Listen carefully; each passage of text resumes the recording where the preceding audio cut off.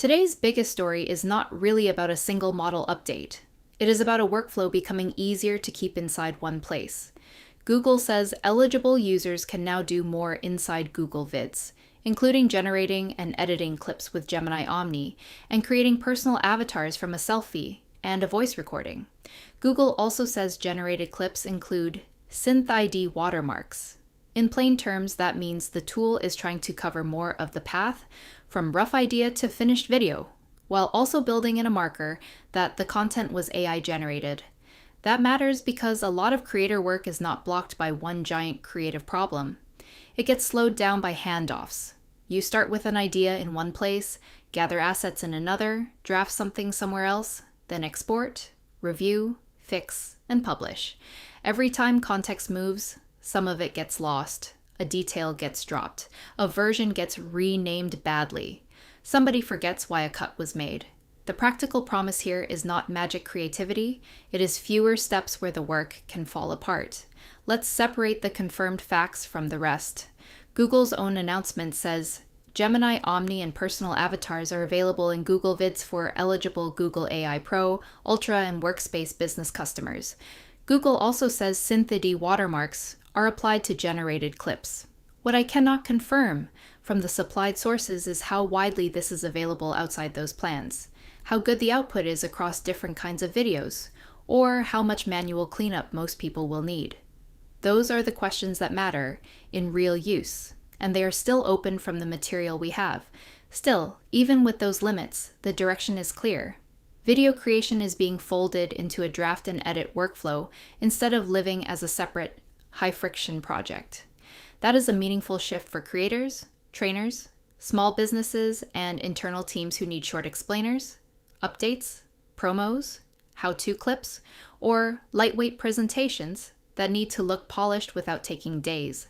If you are a solo creator, this could help when you need a quick version of a video before you invest in a more elaborate edit. If you run a small business, it could help when you need a simple product update, a client walkthrough, or a short social post that starts from a script and ends as a shareable clip. If you work in a team, the value may be even bigger, because a shared workspace can make it easier to keep the draft, the review comments, and the published version connected. The personal avatar piece is also worth noticing, because it changes the relationship between a person and the video they produce. Google says the avatar can be created from a selfie and a voice recording. That suggests a faster way to produce a presenter-style clip without filming every time, but it also raises the usual questions. Does the avatar feel accurate? Is the voice convincing? And will viewers understand that it is synthetic? The presence of synth ID watermarks is one answer on the disclosure side, is a sign that the workflow is not pretending this is ordinary camera footage. That disclosure layer matters. When AI video gets easier, the burden moves from making the clip to reviewing the clip. You want to know what the tool generated, what you changed, and what still needs a human eye. Watermarking is not a replacement for judgment. It is a traceability feature. It helps keep the provenance visible, which is increasingly important for anyone publishing public-facing content. Here is the practical pattern I would pay attention to. Draft, revise, publish, all in one workspace. That sounds simple, but it is actually the heart of the story. The less you have to export, re-import, and reconstruct, the more likely it is that the final output matches the original intent. For creators, that can save time. For teams, it can reduce version confusion. For businesses, it can help keep content aligned with brand and approval steps. A useful example would be a small company that needs a weekly customer update video. Instead of writing the script in one document, recording a rough take separately, editing in another app, and then sending the final file around for comments, the team could try a tighter loop.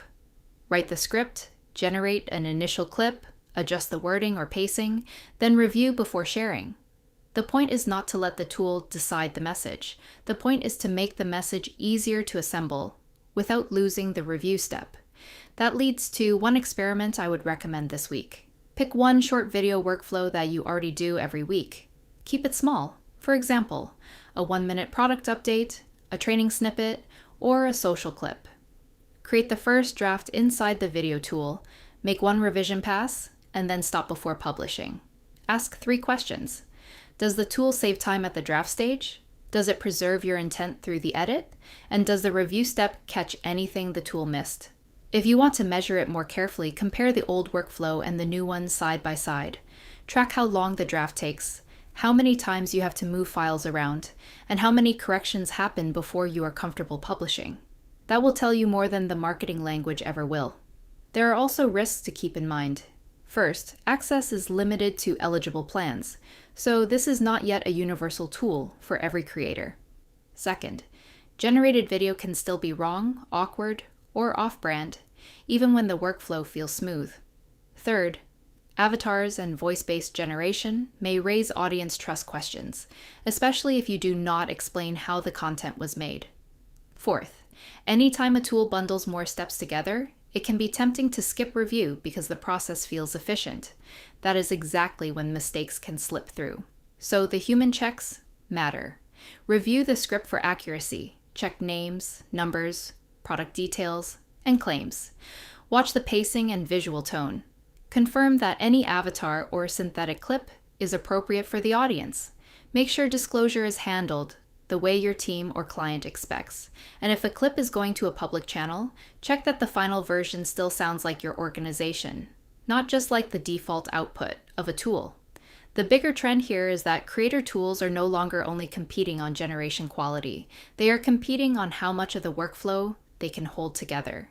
That includes the draft, the edit, the identity layer, and the traceability layer. In other words, the best tool is not just the one that makes a clip. It's the one that helps you move from idea to reviewed output without losing control. My verdict: test carefully. This looks genuinely useful if you already live in a Google-based workflow and want faster video drafts with clearer disclosure. But because availability is limited and the real-world quality questions are still open, treat it as a pilot, not a replacement for your current process. What to watch next is whether Google expands access, how creators use the avatar and clip generation features in practice, and whether the review and watermarking pieces become standard expectations in AI video tools. If that happens, the story will not just be about making video faster. It will be about making video workflows more traceable, from the first draft to the final publish.